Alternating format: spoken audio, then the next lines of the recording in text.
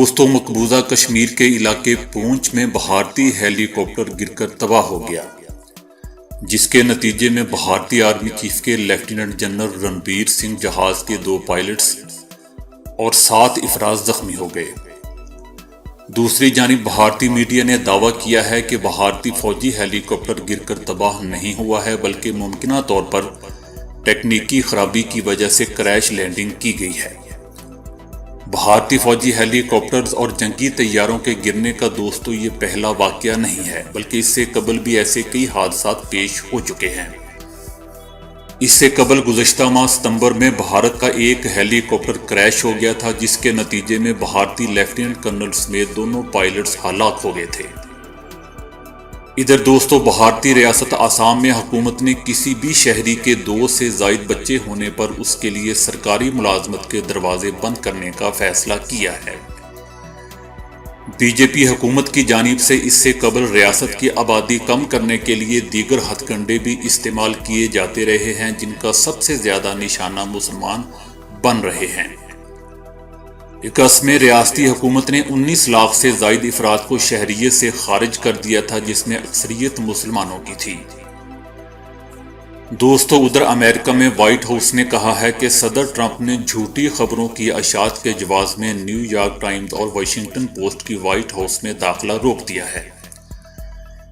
New York Times اور Washington post کا white house میں داخلہ بند ہو گیا ہے۔ صدر ٹرمپ نے گزشتہ روز فاکس ٹی وی کے پروگرام میں نیو یارک ٹائمز اور واشنگٹن پوسٹ کی وائٹ ہاؤس میں آمد روکنے کا اعلان کرتے ہوئے کہا تھا کہ یہ دونوں اخبار جھوٹی خبروں کا پلندہ ہیں۔ دوستو، ادھر برطانیہ میں ایک کنٹینر ٹرک سے ملنے والی تمام 39 لاشیں چینیوں کی ہیں۔ قتل کے شبے میں حراست میں لیے گئے ٹرک ڈرائیور سے ابتدائی تفتیش میں انکشاف ہوا ہے کہ کنٹینر ٹرک سے ملنے والی تمام 39 لاشیں چینی غیر قانونی تارکین وطن کی ہیں۔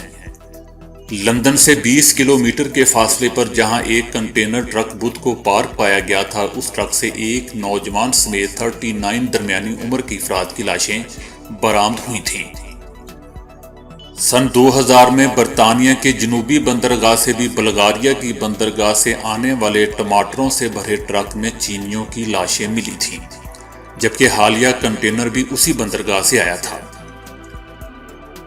دوستو، ادھر امریکی نشریاتی ادارے CNN نے کہا ہے کہ امریکی صدر ٹرمپ نے اپنی صرف ایک تقریر میں 21 جھوٹے دعوے کیے ہیں۔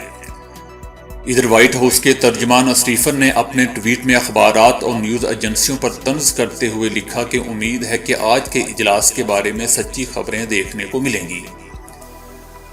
ٹرمپ کے متنازع رویے، بیانات اور اکثر اوقات ان کے جھوٹ اس بات کا باعث بنتے ہیں کہ اکثر امریکی عوام اور سیاستدان انہیں صدارت کے منصب کے لائق ہی نہیں سمجھتے۔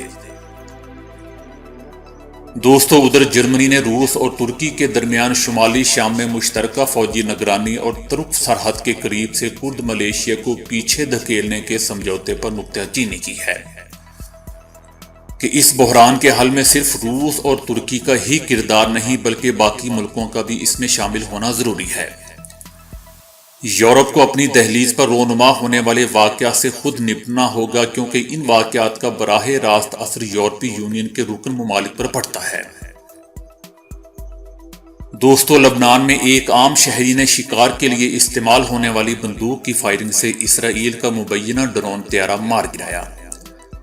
جنوبی لبنان کے علاقے کفر کلا میں دشمن کے ایک ڈرون کو دیکھتے ہی اس پر فائر کیا، جس کے نتیجے میں ڈرون زمین پر آ گرا۔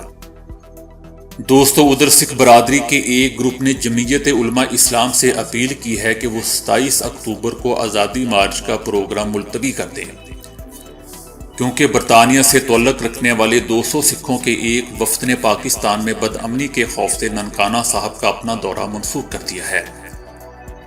سکھ مذہب کے بانی اور روحانی پیشوا بابا گرو نانک کے 550ویں یوم پیدائش کی 3 روزہ تقریب میں شرکت کے لیے سکھ افراد ہزاروں کی تعداد میں پاکستان آ رہے ہیں، جبکہ پاکستان کی مذہبی سیاسی جماعت JUI 27 اکتوبر کو عمران خان کی حکومت کو اقتدار سے ہٹانے کے لیے مارچ کا آغاز کر رہی ہے۔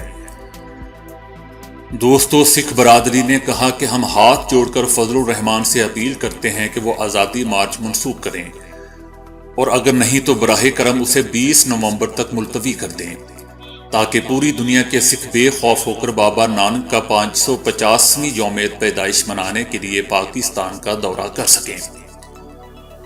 جہاں ایک طرف JUI آزادی مارچ کرنے کا پکا فیصلہ کر چکی ہے تو دوستو وہیں حکومت نے بھی اسی مارچ کو روکنے کے لیے کمر کس لی ہے اور پکڑ دھکڑ کا سلسلہ بھی شروع ہو چکا ہے۔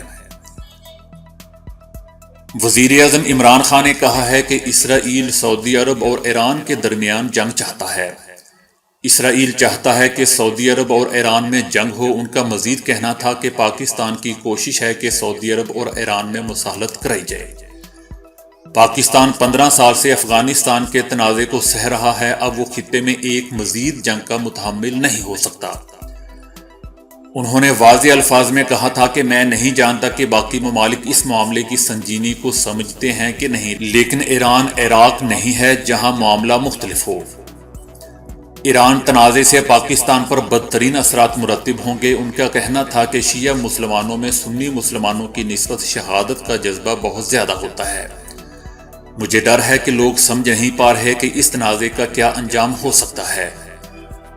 جبکہ وزیر خارجہ جواد ظریف نے پاکستان کی قیام امن کی کاوشوں کا خیر مقدم کرتے ہوئے عمران خان کا شکریہ ادا کیا ہے اور اس زمرے میں ایران کے مکمل تعاون کا یقین بھی دلایا ہے۔ دوستو، امریکی سرمایہ کاروں نے پاکستان کی قدرتی خوبصورتی کو سراہتے ہوئے سیاحت کے شعبے میں $10 کروڑ کی سرمایہ کاری کرنے کا اعلان کیا ہے۔ گلگت میں غیر ملکی سیاحوں کے لیے NOC کی شرط بھی ختم کر دی گئی ہے۔ امریکی وفد کے نمائندے کا کہنا تھا کہ وہ حیران ہے کہ اتنی خوبصورت جگہ پر عالمی معیار کا ایئرپورٹ کیوں نہیں بنایا جا سکا۔ امریکی وفد نے کہا کہ پاکستان میں سرمایہ کاری کے بہت سے مواقع موجود ہیں۔ انہوں نے پاکستان میں موجود قدرتی خوبصورتی کی بھی بہت تعریف کی۔ ان کا کہنا تھا کہ پاکستان جتنا گھوم رہے ہیں اتنا ہی پسند آ رہا ہے۔ دوستو، صدر ٹرمپ نے کہا ہے کہ امریکہ کا مشرق وسطیٰ کی خون آلود مٹی کو چھوڑ دینے کا ارادہ ہے۔ مشرق وسطیٰ میں بہت امریکی سروسز کے ممبران مارے گئے ہیں۔ امریکہ کو اب مزید دنیا کے پولیس مین کے طور پر رہنے کی ضرورت نہیں ہے۔ ہم باہر نکل رہے ہیں اور اب کسی اور کو اس خون آمیز زمین پر لڑنے دیں۔ ہماری فوج کی نوکری دنیا کی پولیس کی نہیں ہے۔ دیگر اقوام اب آگے آئیں اور اپنے حصے کے مطابق کام کریں۔ دوستو، ادھر پاکستان کے سابق وزیر اعظم نواز شریف کی طبیعت میں بہتری نہ آ سکی، مرض کی تشخیص جاری ہے۔ سابق وزیر اعظم کے آج نئے ٹیسٹ کرنے کا فیصلہ کیا گیا تھا۔ نواز شریف کی بگڑتی حالت پر وزیر اعظم عمران خان اور وزیر اعلیٰ کے درمیان رابطہ ہوا۔ عمران خان نے نواز شریف کو بہترین میڈیکل سہولیات دینے کی ہدایت کر دی۔ ذرائع کے مطابق نواز شریف کی طبیعت کے حوالے سے 48 گھنٹے بہت اہم ہیں اور شاید انہیں فوری طور پر بیرون ملک بھی منتقل کیا جائے۔ دوستو، ادھر مولانا فضل الرحمان نے chief of army staff general Qamar Javed Bajwa سے ملاقات کی ہے اور آزادی مارچ کے حوالے سے تبادلہ خیال کیا ہے۔ فضل الرحمان کو آرمی چیف نے یاد دہانی کرائی کہ وہ ایک ذمہ دار سیاسی رہنما ہیں اور انہیں خطے کی صورتحال کا اندازہ ہونا چاہیے کہ یہ کتنی پریشان کن ہے۔ کشمیر کے حالات کی وجہ سے بارڈر پر صورتحال کشیدہ ہے۔ آرمی چیف نے ایران سعودی عرب تعلقات کا بھی حوالہ دیا اور فضل الرحمان سے کہا کہ یہ دھرنے کے لیے درست وقت نہیں، کیونکہ ملکی معیشت کو دن رات محنت سے درست سمت کی طرف لے جایا گیا ہے۔ آرمی چیف نے فضل الرحمان کو واضح کیا کہ وہ اس وقت کسی بھی طرح کے عدم استحکام کی اجازت نہیں دیں گے۔ آرمی چیف نے مائنس عمران خان کے امکانات کو بھی مسترد کر دیا اور کہا کہ وہی آئینی وزیر اعظم ہیں۔ انہوں نے فضل الرحمان کو بتایا کہ آپ اور نہ ہی میں انہیں مائنس کر سکتے ہیں۔ آرمی چیف نے یہ بھی واضح کیا کہ اگر فضل الرحمان نے احتجاج پر اصرار کیا تو کچھ اور لوگ مائنس ہو سکتے ہیں۔